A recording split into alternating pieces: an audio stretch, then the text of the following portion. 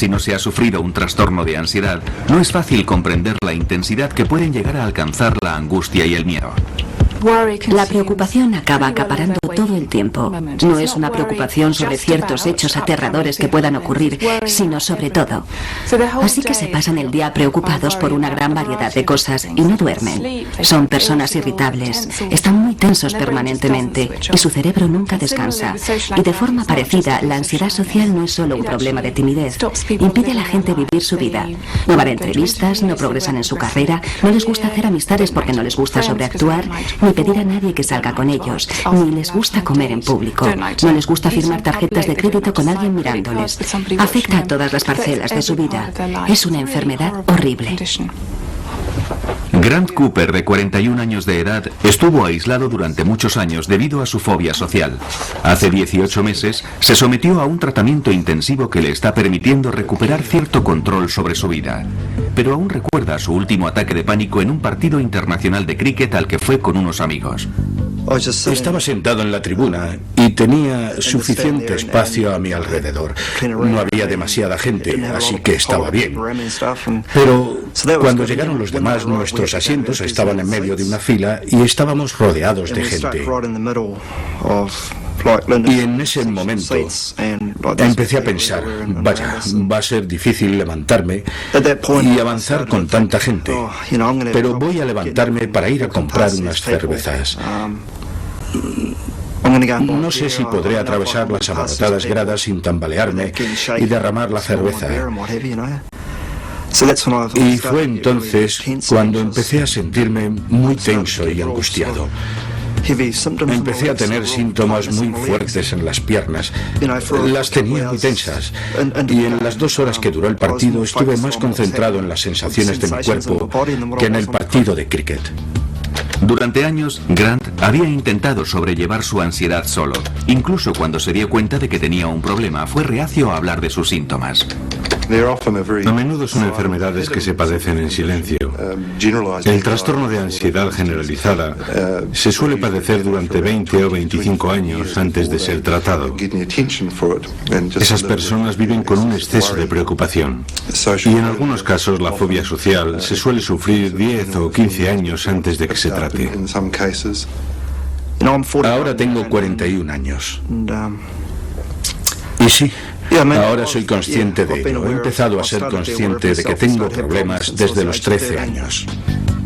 Grant recuerda perfectamente el comentario del compañero de clase que le hizo sentirse angustiado por primera vez.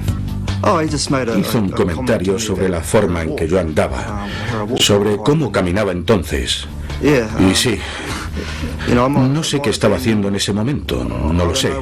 A veces siento que ando normal y otras veces creo que me observan.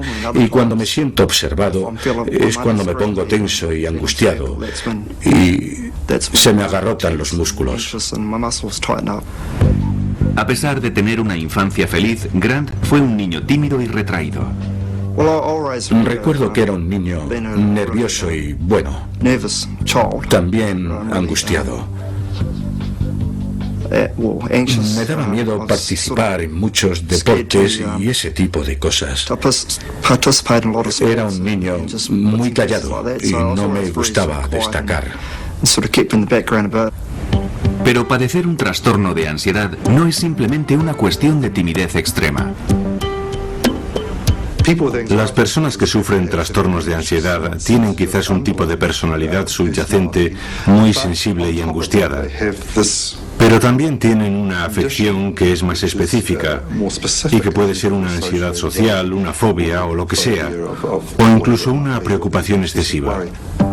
Y nadie sabe en realidad por qué algunas personas desarrollan este tipo de trastornos y otras no. Es un curioso comportamiento del cerebro que no comprendemos totalmente.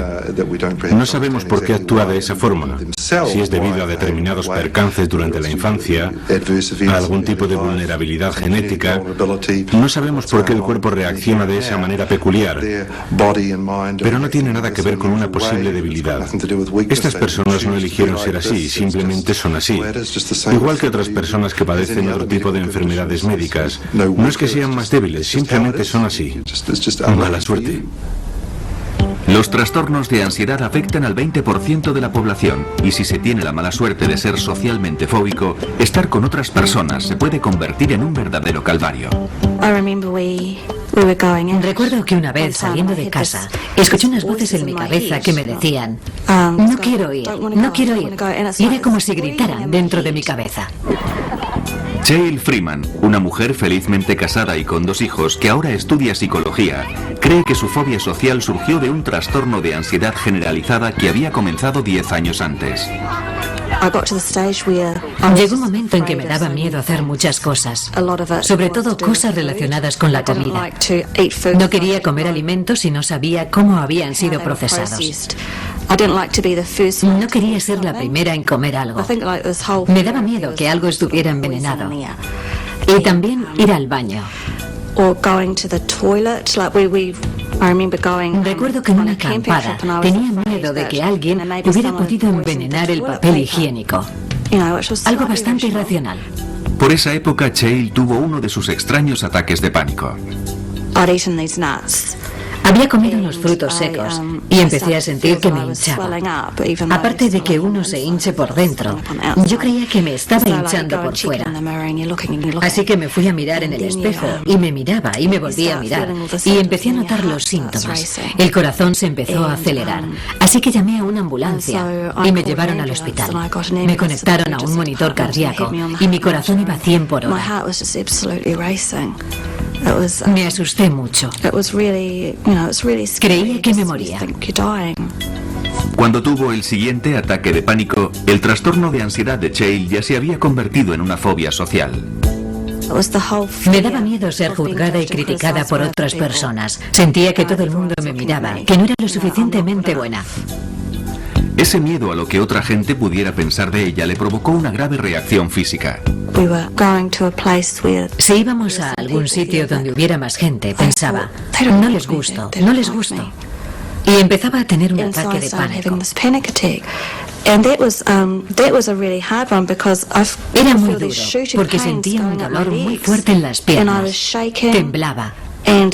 El corazón se me disparaba. Perdía totalmente el control y mi marido terminaba llevándome de vuelta a casa. Y si pasábamos por el hospital, yo le decía: creo que deberíamos parar para que me examinen. Y él me decía: no, es solo eso, estás bien. Y después llegaba a casa, me tumbaba en la cama y tenía mucho miedo de que eso me terminara matando.